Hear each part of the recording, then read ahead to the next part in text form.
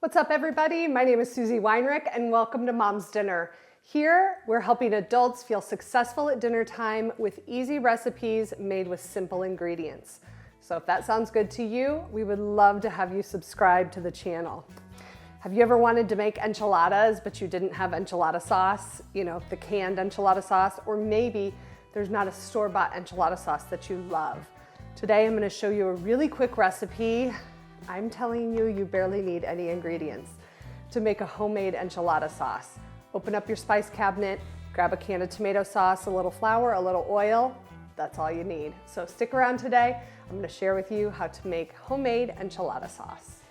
This recipe is going to start with a lot of spices and flour. So we're going to mix 2.5 tablespoons of all-purpose flour with 1 teaspoon of cumin, and this is where enchilada sauce gets the majority of its flavor, from the chili powder. So you want to pick a good one, and we're going to add 2.5 tablespoons of chili powder.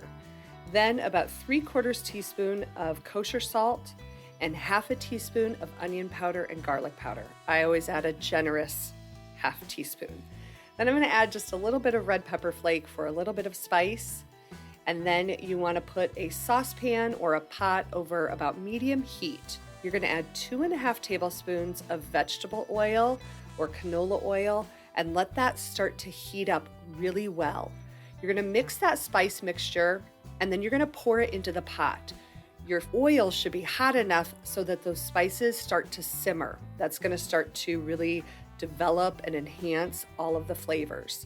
So grab a whisk and you're just going to whisk this together. Make sure that you combine all of the oil, all of the flour, and all of the spice together for about 1 minute over that heat. Then you're going to pour in 2 cups of chicken broth. I know this looks like beef broth, but I swear it's chicken broth. Whisk it together really well, making sure that you get all of the flour and the spice out of the edges of the pan, and combine that so there's no lumps or chunks left over. Then you're going to add an 8-ounce can of tomato sauce. That's going to start to thicken it and give it a really nice flavor. Whisk all of that together, and then you're just going to let it simmer for about 5 minutes so it starts to thicken and all the flavors will develop and come together. All right, that thickened up perfectly as it simmered. The roux did its work. It's not too thick. We'll still be able to pour it. So how I like to finish off this enchilada sauce, it needs a little bit of vinegar. It needs just a little high note to finish it off right. So we're going to add in, and I have to double check, we're going to add lime juice and white vinegar. It's 1 teaspoon of lime juice, and then we're going to add in 2 teaspoons of white vinegar.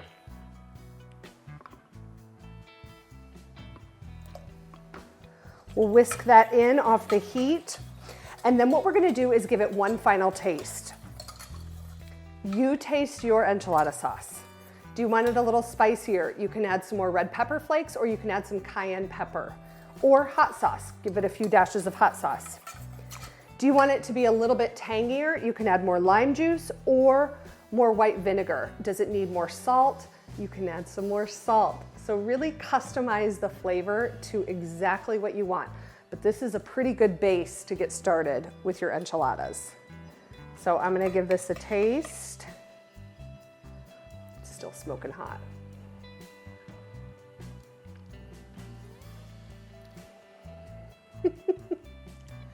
It's perfect.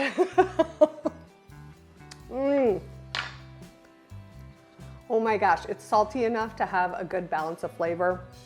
That lime juice and vinegar comes through a little bit, but it's still really warm and heavy on the chili powder, which that's how enchilada sauce should be. So I hope that you try this enchilada sauce in your kitchen, and stick around because I'm gonna link my chicken enchilada recipe video right here for you. So until next week, I hope that this enchilada sauce helps you feel like a success at dinner time. See ya.